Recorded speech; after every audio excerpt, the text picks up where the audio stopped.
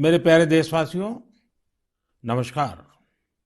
जब मैं मन की बात करता हूं तो ऐसा लगता है जैसे आपके बीच आपके परिवार के सदस्य के रूप में उपस्थित हूं।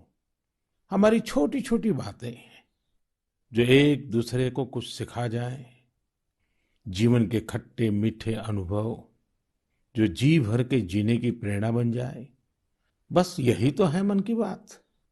आज 2021 की जनवरी का आखिरी दिन है। क्या आप भी मेरी तरह ये सोच रहे हैं कि अभी कुछ ही दिन पहले तो 2021 शुरू हुआ था? लगता ही नहीं कि जनवरी का पूरा महीना बीत गया है। समय की गति इसी को तो कहते हैं। कुछ दिन पहले की ही तो बात लगती है जब हम एक दूसरे को शुभकामनाएं दे रहे थे। फिर हमने लोहड़ी मनाई, मकर संक्रांति मनाई, पोंगल, बिहू मनाया। देश के अलग अलग हिस्सों में त्योहारों की धूम रही। 23 जनवरी को हमने नेताजी सुभाष चंद्र बोस के जन्मदिन को पराक्रम दिवस के तौर पर मनाया और 26 जनवरी को गणतंत्र दिवस की शानदार परेड भी देखी। राष्ट्रपति जी द्वारा संसद के संयुक्त सत्र को संबोधन के बाद बजट सत्र भी शुरू हो गया है। इन सभी के बीच एक और कार्य हुआ जिसका हम सभी को बहुत इंतजार रहता है। ये है पद्म पुरस्कारों की घोषणा। राष्ट्र ने असाधारण कार्य कर रहे लोगों को उनकी उपलब्धियां और मानवता के प्रति उनके योगदान के लिए सम्मानित किया। इस साल भी पुरस्कार पाने वालों में वे लोग शामिल हैं जिन्होंने अलग अलग क्षेत्रों में बेहतरीन काम किया है। अपने कामों से किसी का जीवन बदला है, देश को आगे बढ़ाया है। यानी जमीनी स्तर पर काम करने वाले अनसंग हीरोज को पद्म सम्मान देने की जो परंपरा देश ने कुछ वर्ष पहले शुरू की थी, वो इस बार भी कायम रखी गई है। मेरा आप सभी से आग्रह है कि इन लोगों के बारे में, उनके योगदान के बारे में जरूर जानें। परिवार में उनके बारे में चर्चा करें। देखिएगा, सबको इससे कितनी प्रेरणा मिलती है। इस महीने क्रिकेट पिच से भी बहुत अच्छी खबर मिली। हमारी क्रिकेट टीम ने शुरुआती दिक्कतों के बाद शानदार वापसी करते हुए ऑस्ट्रेलिया में सीरीज जीती। हमारे खिलाड़ियों का हार्डवर्क और टीम वर्क प्रेरित करने वाला है। इन सब के बीच दिल्ली में 26 जनवरी को तिरंगा का अपमान देख देश बहुत दुखी भी हुआ। हमें आने वाले समय को नई आशा और नवीनता से भरना है। हमने पिछले साल असाधारण संयम और साहस का परिचय दिया। इस साल भी हमें कड़ी मेहनत करके अपने संकल्पों को सिद्ध करना है। अपने देश को और तेज गति से आगे ले जाना है। मेरे प्यारे देशवासियों, इस साल की शुरुआत के साथ ही कोरोना के खिलाफ हमारी लड़ाई को भी करीब करीब एक साल पूरा हो गया है। जैसे कोरोना के खिलाफ भारत की लड़ाई एक उदाहरण बनी है, वैसे ही अब हमारा वैक्सीनेशन प्रोग्राम भी दुनिया में एक मिसाल बन रहा है। आज भारत दुनिया का सबसे बड़ा कोविड वैक्सीन प्रोग्राम चला रहा है। आप जानते हैं और भी ज्यादा गर्व की बात क्या है? हम सबसे बड़े वैक्सीन प्रोग्राम के साथ ही दुनिया में सबसे तेज गति से अपने नागरिकों का वैक्सीनेशन भी कर रहे हैं। सिर्फ 15 दिन में भारत अपने 30 लाख से ज्यादा कोरोना वॉरियर का टीकाकरण कर चुका है, जबकि अमेरिका जैसे समृद्ध देश को इसी काम में 18 दिन लगे थे और ब्रिटेन को 36 दिन। साथियों, मेड इन इंडिया वैक्सीन आज भारत की आत्मनिर्भरता का तो प्रतीक है ही, भारत के आत्मगौरव का भी प्रतीक है। नमो ऐप पर यूपी से भाई हिमांशु यादव ने लिखा है कि मेड इन इंडिया वैक्सीन से मन में एक नया आत्मविश्वास आ गया है। मदुरई से कीर्ति जी लिखती हैं कि उनके कई विदेशी दोस्त उनको मैसेज भेजकर भारत का शुक्रिया अदा कर रहे हैं। कीर्ति जी के दोस्तों ने उन्हें लिखा है कि भारत ने जिस तरह कोरोना से लड़ाई में दुनिया की मदद की है, उससे भारत के बारे में उनके मन में इज्जत और भी बढ़ गई है। कीर्ति जी, देश का ये गौरवगान सुनकर मन की बात के श्रोताओं को भी गर्व होता है। आजकल मुझे भी अलग अलग देशों के राष्ट्रपति और प्रधानमंत्रियों की तरफ से भारत के लिए ऐसे ही संदेश मिलते हैं। आपने भी देखा होगा, अभी ब्राजील के राष्ट्रपति ने ट्वीट करके जिस तरह से भारत को धन्यवाद दिया है, वो देखकर हर भारतीय को कितना अच्छा लगा। हजारों किलोमीटर दूर दुनिया के दूर सुदूर कोने के निवासियों को रामायण के उस प्रसंग की इतनी गहरी जानकारी है, उनके मन पर गहरा प्रभाव है। ये हमारी संस्कृति की विशेषता है। साथियों, इस वैक्सीनेशन कार्यक्रम में आपने एक और बात पर अवश्य ध्यान दिया होगा। संकट के समय में भारत दुनिया की सेवा इसलिए कर पा रहा है क्योंकि भारत आज दवाओं और वैक्सीन को लेकर सक्षम है, आत्मनिर्भर है। यही सोच आत्मनिर्भर भारत अभियान की भी है। भारत जितना सक्षम होगा, उतनी ही अधिक मानवता की सेवा करेगा, उतना ही अधिक लाभ दुनिया को होगा। मेरे प्यारे देशवासियों, हर बार आपके ढेर सारे पत्र मिलते हैं। नमो ऐप और माय गॉव पर आपके मैसेजेस, फोन कॉल्स के माध्यम से आपकी बातें जानने का अवसर मिलता है। इन्हीं संदेशों में एक ऐसा भी संदेश है जिसने मेरा ध्यान खींचा। ये संदेश है बहन प्रियंका पांडे जी का।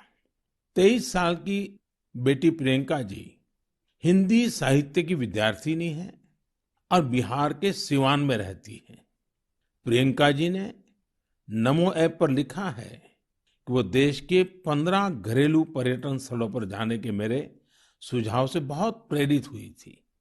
इसलिए 1 जनवरी को वो एक जगह के लिए निकली जो बहुत खास थी। वे जगह थी उनके घर से 15 किलोमीटर दूर देश के पहले राष्ट्रपति डॉक्टर राजेंद्र प्रसाद जी का पैतृक निवास। प्रियंका जी ने बड़ी सुंदर बात लिखी है कि अपने देश की महान विभूतियों को जानने की दिशा में उनका ये पहला कदम था। प्रियंका जी को वहां डॉक्टर राजेंद्र प्रसाद जी द्वारा लिखी गई पुस्तकें मिली, अनेक ऐतिहासिक तस्वीरें मिली। वाकई प्रियंका जी, आपका यह अनुभव दूसरों को भी प्रेरित करेगा। साथियों, इस वर्ष से भारत अपनी आजादी के 75 वर्ष का समारोह अमृत महोत्सव शुरू करने जा रहा है। ऐसे में यह हमारे उन महानायकों से जुड़ी स्थानीय जगहों का पता लगाने का बेहतरीन समय है जिनकी वजह से हमें आजादी मिली। साथियों, हम आजादी के आंदोलन और बिहार की बात कर रहे हैं तो मैं नमो ऐप पर ही की गई एक और टिप्पणी की भी चर्चा करना चाहूंगा। मुंगेर के रहने वाले जयराम विप्लव जी ने मुझे तारापुर शहीद दिवस के बारे में लिखा है। 15 फरवरी 1932 को देशभक्तों की एक टोली के कई वीर नौजवानों की अंग्रेजों ने बड़ी ही निर्ममता से हत्या कर दी थी। उनका एकमात्र अपराध यह था कि वे वंदे मातरम और भारत माँ की जय के नारे लगा रहे थे। मैं उन शहीदों को नमन करता हूँ और उनके साहस का श्रद्धापूर्वक स्मरण करता हूँ। मैं जयराम विप्लव जी को धन्यवाद देना चाहता हूँ। वे एक ऐसी घटना को देश के सामने लेकर आए जिस पर उतनी चर्चा नहीं हो पाई जितनी होनी चाहिए थी। मेरे प्यारे देशवासियों, भारत के हर हिस्से में, हर शहर, कस्बे और गांव में आजादी की लड़ाई पूरी ताकत के साथ लड़ी गई थी। भारत भूमि के हर कोने में ऐसे महान सपूतों और वीरांगनाओं ने जन्म लिया जिन्होंने राष्ट्र के लिए अपना जीवन न्योछावर कर दिया। ऐसे में यह बहुत महत्वपूर्ण है कि हमारे लिए किए गए उनके संघर्षों और उनसे जुड़ी यादों को हम संजो कर रखें और इसके लिए उनके बारे में लिखकर हम अपनी भावी पीढ़ियों के लिए उनकी स्मृतियों को जीवित रख सकते हैं। मैं सभी देशवासियों को और खास करके अपने युवा साथियों को आह्वान करता हूं कि ये देश के स्वतंत्रता सेनानियों के बारे में, आजादी से जुड़ी घटनाओं के बारे में लिखें। अपने इलाके में स्वतंत्रता संग्राम के दौर की वीरता की गाथाओं के बारे में किताबें लिखें। अब जबकि भारत अपनी आजादी के 75 वर्ष मनाएगा, तो आपका लेखन आजादी के नायकों के प्रति उत्तम श्रद्धांजलि होगी। यंग राइटर्स के लिए इंडिया 75 के निमित्त एक इनिशिएटिव शुरू किया जा रहा है। इससे सभी राज्यों और भाषाओं के युवा लेखकों को प्रोत्साहन मिलेगा। देश में बड़ी संख्या में ऐसे विषयों पर लिखने वाले राइटर्स तैयार होंगे जिनका भारतीय विरासत और संस्कृति पर गहन अध्ययन होगा। हमें ऐसी उभरती प्रतिभाओं की पूरी मदद करनी है। इससे भविष्य की दिशा निर्धारित करने वाले थॉट लीडर्स का एक वर्ग भी तैयार होगा। मैं अपने युवा मित्रों को इस पहल का हिस्सा बनने और अपने साहित्यिक कौशल का अधिक से अधिक उपयोग करने के लिए आमंत्रित करता हूं। इससे जुड़ी जानकारियां शिक्षा मंत्रालय की वेबसाइट से प्राप्त कर सकते हैं। मेरे प्यारे देशवासियों, मन की बात में श्रोताओं को क्या पसंद आता है, ये आप ही बेहतर जानते हैं। लेकिन मुझे मन की बात में सबसे अच्छा ये लगता है कि मुझे बहुत कुछ जानने, सीखने और पढ़ने को मिलता है। एक प्रकार से परोक्ष रूप से आप सबसे जुड़ने का अवसर मिलता है। किसी का प्रयास, किसी का जज्बा, किसी का देश के लिए कुछ कर गुजर जाने का जुनून, यह सब मुझे बहुत प्रेरित करते हैं, ऊर्जा से भर देते हैं। हैदराबाद के बोयिनपल्ली में एक स्थानीय सब्जी मंडी किस तरह अपने दायित्व को निभा रही है, ये पढ़कर भी मुझे बहुत अच्छा लगा। हम सब ने देखा है कि सब्जी मंडियां में अनेक वजहों से काफी सब्जी खराब हो जाती है। ये सब्जी इधर-उधर फैलती हैं, गंदगी भी फैलाती हैं। लेकिन बोयिनपल्ली की सब्जी मंडी ने तय किया कि हर रोज बचने वाली इन सब्जियों को ऐसे ही फेंका नहीं जाएगा। सब्जी मंडी से जुड़े लोगों ने तय किया इससे बिजली बनाई जाएगी। बेकार हुई सब्जियों से बिजली बनाने के बारे में शायद ही आपने कभी सुना हो। यही तो इनोवेशन की ताकत है। आज बोयिनपल्ली की मंडी में पहले जो वेस्ट था, आज उसी से वेल्थ क्रिएट हो रही है। यही तो कचरे से कंचन बनाने की यात्रा है। वहां हर दिन करीब 10 टन वेस्ट निकलता है। इसे एक प्लांट में इकट्ठा कर लिया जाता है। प्लांट के अंदर इस वेस्ट से हर दिन 500 यूनिट बिजली बनती है और करीब 30 किलो बायोफ्यूल भी बनता है। इस बिजली से ही सब्जी मंडी में रोशनी होती है और जो बायोफ्यूल बनता है उससे मंडी की कैंटीन में खाना बनाया जाता है ना कमाल का प्रयास। ऐसा ही एक कमाल हरियाणा के पंचकुला की बड़ौद ग्राम पंचायत ने भी करके दिखाया है। इस पंचायत के क्षेत्र में पानी की निकासी की समस्या थी। इस वजह से गंदा पानी इधर-उधर फैल रहा था, बीमारी फैलाता था। लेकिन बड़ौद के लोगों ने तय किया इस वाटर वेस्ट से भी वेल्थ क्रिएट करेंगे। ग्राम पंचायत ने पूरे गांव से आने वाले गंदे पानी को एक जगह इकट्ठा करके फिल्टर करना शुरू किया और फिल्टर किया हुआ ये पानी अब गांव के किसान खेतों में सिंचाई के लिए इस्तेमाल कर रहे हैं। यानी प्रदूषण, गंदगी और बीमारियों से छुटकारा भी और खेतों में सिंचाई भी। साथियों, पर्यावरण की रक्षा से कैसे आमदनी के रास्ते भी खुलते हैं, इसका एक उदाहरण अरुणाचल प्रदेश के तवांग में भी देखने को मिला। अरुणाचल प्रदेश के इस पहाड़ी इलाके में सदियों से मोन शुगु नाम का एक पेपर बनाया जाता है। ये कागज यहाँ के स्थानीय शुगु शेंग नाम के एक पौधे की छाल से बनाते हैं। इसलिए इस कागज को बनाने के लिए पेड़ों को नहीं काटना पड़ता है। इसके अलावा इसे बनाने में किसी केमिकल का इस्तेमाल भी नहीं होता है। यानी ये कागज पर्यावरण के लिए भी सुरक्षित है और स्वास्थ्य के लिए भी। एक वो भी समय था जब इस कागज का निर्यात होता था, लेकिन जब आधुनिक तकनीक से बड़ी मात्रा में कागज बनने लगे तो ये स्थानीय कला बंद होने की कगार पर पहुंच गई। अब एक स्थानीय सामाजिक कार्यकर्ता गोम्बू ने इस कला को पुनर्जीवित करने का प्रयास किया है। इससे यहाँ के आदिवासी भाई बहनों को रोजगार भी मिल रहा है। मैंने एक और खबर केरल की देखी है जो हम सभी को अपने दायित्वों का एहसास कराती है। केरल के कोट्टयम में एक दिव्यांग बुजुर्ग हैं, एनएस राजप्पन साहब। राजप्पन जी पैरालिसिस के कारण चलने में असमर्थ हैं, लेकिन इससे स्वच्छता के प्रति उनके समर्पण में कोई कमी नहीं आई है। वो पिछले कई सालों से नाव से वेम्बनाड झील में जाते हैं और झील में फेंकी गई प्लास्टिक की बोतलें बाहर निकाल करके ले आते हैं। सोचिए, राजप्पन जी की सोच कितनी ऊंची है। हमें भी राजप्पन जी से प्रेरणा लेकर स्वच्छता के लिए जहां संभव हो अपना योगदान देना चाहिए।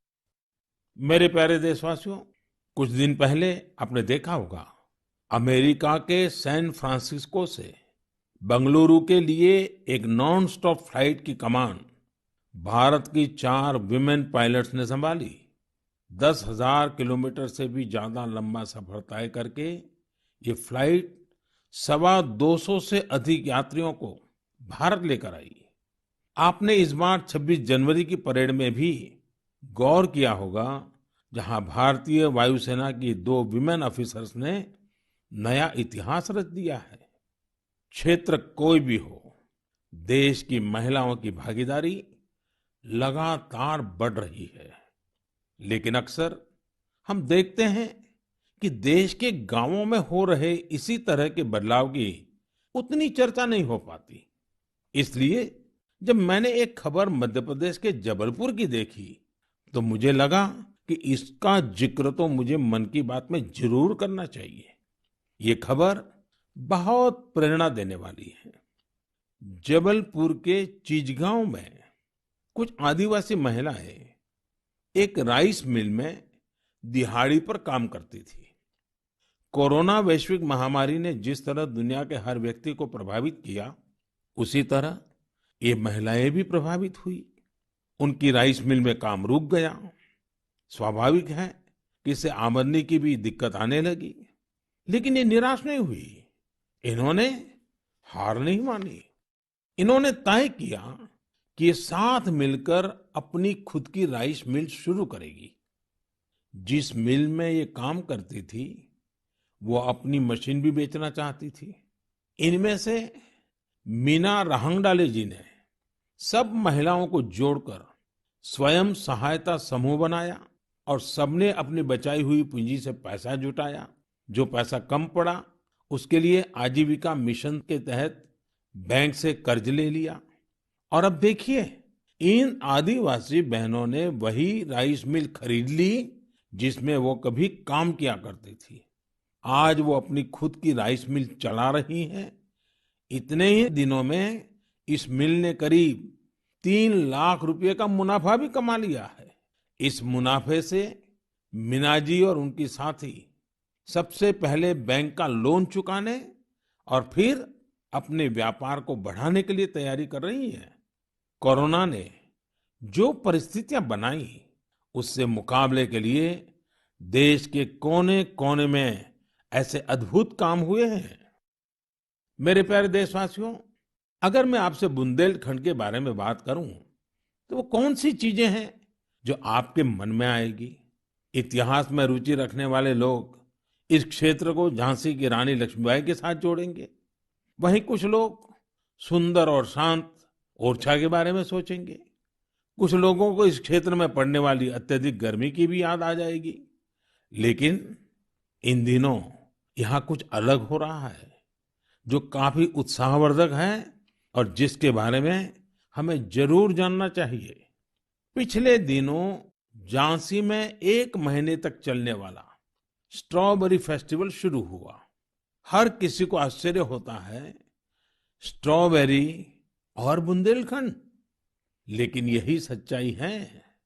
अब बुंदेलखंड में स्ट्रॉबेरी की खेती को लेकर उत्साह बढ़ रहा है और इसमें बहुत बड़ी भूमिका निभाई है झांसी की एक बेटी गुरलीन चावला ने। लॉ की छात्रा गुरलीन ने पहले अपने घर पर और फिर अपने खेत में स्ट्रॉबेरी की खेती का सफल प्रयोग कर ये विश्वास जगाया है कि झांसी में भी ये हो सकता है।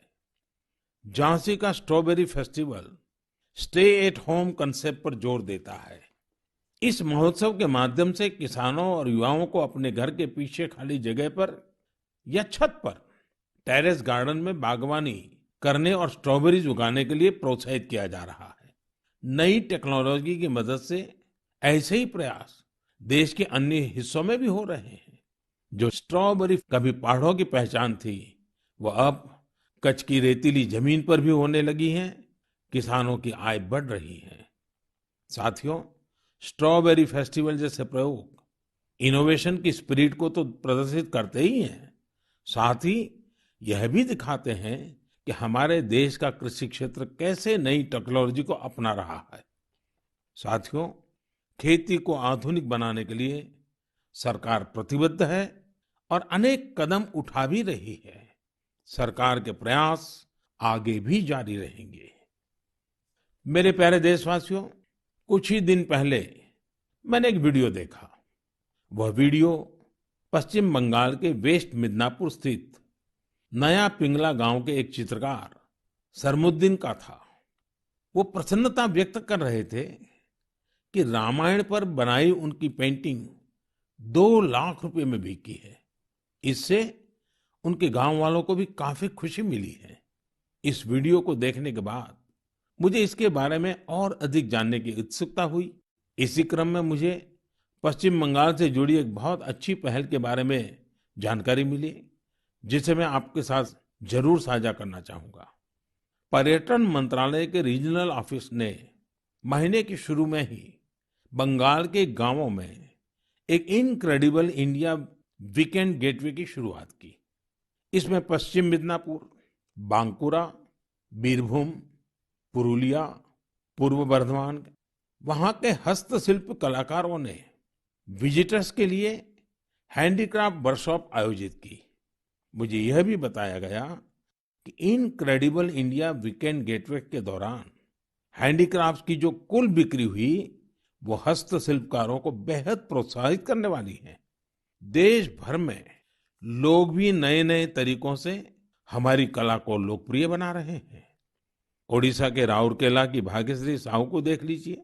वैसे तो इंजीनियरिंग की छात्रा है, लेकिन पिछले कुछ महीनों में उन्होंने पट्टचित्र कला को सीखना शुरू किया और उसमें निपुणता हासिल कर ली है। लेकिन क्या आप जानते हैं कि उन्होंने पेंट कहाँ किया? सॉफ्ट स्टोन्स पर। कॉलेज जाने के रास्ते में भाग्यश्री को ये सॉफ्ट स्टोन मिले। उन्होंने इन्हें एकत्र किया और साफ किया। बाद में उन्होंने रोजाना 2 घंटे इन पत्थरों पर पट्टचित्र स्टाइल में पेंटिंग की। वह इन पत्थरों को पेंट कर उन्हें अपने दोस्तों को गिफ्ट करने लगी। लॉकडाउन के दौरान उन्होंने बोतलों पर भी पेंट करना शुरू कर दिया। अब तो वो इस आर्ट पर वर्कशॉप भी आयोजित करती हैं। कुछ दिन पहले ही सुभाष बाबू की जयंती पर भाग्यश्री ने पत्थर पर ही उन्हें अनोखी श्रद्धांजलि दी। मैं भविष्य के उनके प्रयासों के लिए शुभकामनाएं देता हूं। आर्ट एंड कलर्स के जरिए बहुत कुछ नया सीखा जा सकता है, किया जा सकता है। झारखंड के दुमका में किए गए एक ऐसे ही अनुपम प्रयास के बारे में मुझे बताया गया। यहाँ मिडिल स्कूल के एक प्रिंसिपल ने बच्चों को पढ़ाने और सिखाने के लिए गांव की दीवारों को ही अंग्रेजी और हिंदी के अक्षरों से पेंट करवा दिया। साथ ही उसमें अलग-अलग चित्र भी बनाए गए हैं। इससे गांव के बच्चों को काफी मदद मिल रही है। मैं ऐसे सभी लोगों का अभिनंदन करता हूं जो इस प्रकार के प्रयासों में लगे हैं। मेरे प्यारे देशवासियों, भारत से हजारों किलोमीटर दूर, कई महासागरों, महाद्वीपों के पार एक देश है जिसका नाम है चिले। भारत से चिले पहुंचने में बहुत अधिक समय लगता है, लेकिन भारतीय संस्कृति की खुशबू वहां बहुत समय पहले से ही फैली हुई है। एक और खास बात यह है कि वहां पर योग बहुत अधिक लोकप्रिय है। आपको यह जानकर अच्छा लगेगा कि चिले की राजधानी सैंटियागो में 30 से ज्यादा योग विद्यालय हैं। चिले में अंतर्राष्ट्रीय योग दिवस भी बड़े ही उत्साह से मनाया जाता है। मुझे बताया गया है कि हाउस ऑफ डेप्यूटीज में योग दिवस को लेकर बहुत ही गर्मजोशी भरा माहौल होता है। कोरोना के इस समय में इम्यूनिटी पर जोर और इम्यूनिटी बढ़ाने में योग की ताकत को देखते हुए अब वे लोग योग को पहले से कहीं ज्यादा महत्व दे रहे हैं। चिले की कांग्रेस यानी वहां की पार्लियामेंट ने एक प्रस्ताव पारित किया है। वहां 4 नवंबर को नेशनल योगा डे घोषित किया गया है। अब आप ये सोच सकते हैं कि आखिर 4 नवंबर में ऐसा क्या है। 4 नवंबर 1962 को ही चिले का पहला योग संस्थान होजे राफाल एस्ट्राडा द्वारा स्थापित किया गया था। इस दिन को नेशनल योगा डे घोषित करके एस्ट्राडा जी को भी श्रद्धांजलि दी गई है। चिले की पार्लियामेंट द्वारा यह एक विशेष सम्मान है जिस पर हर भारतीय को गर्व है। वैसे चिले की संसद से जुड़ी एक और बात आपको दिलचस्प लगेगी। चिले सीनेट के वाइस प्रेसिडेंट का नाम रविंद्रनाथ क्विंटेरॉस है। उनका यह नाम विश्व कवि गुरुदेव टैगोर से प्रेरित होकर रखा गया है। मेरे प्यारे देशवासियों, माय गॉव पर महाराष्ट्र के जालना के डॉक्टर स्वप्निल मंत्री और केरल के पलक्कड़ के प्रहलाद राजगोपालन ने आग्रह किया है कि मैं मन की बात में सड़क सुरक्षा पर भी आपसे बात करूं। इसी महीने 18 जनवरी से 17 फरवरी तक हमारा देश सड़क सुरक्षा माह यानी रोड सेफ्टी मंथ भी मना रहा है। सड़क हादसे आज हमारे देश में ही नहीं, पूरी दुनिया में चिंता का विषय है। आज भारत में रोड सेफ्टी के लिए सरकार के साथ ही व्यक्तिगत और सामूहिक स्तर पर कई तरह के प्रयास भी किए जा रहे हैं। जीवन बचाने के इन प्रयासों में हम सबको सक्रिय रूप से भागीदार बनना चाहिए।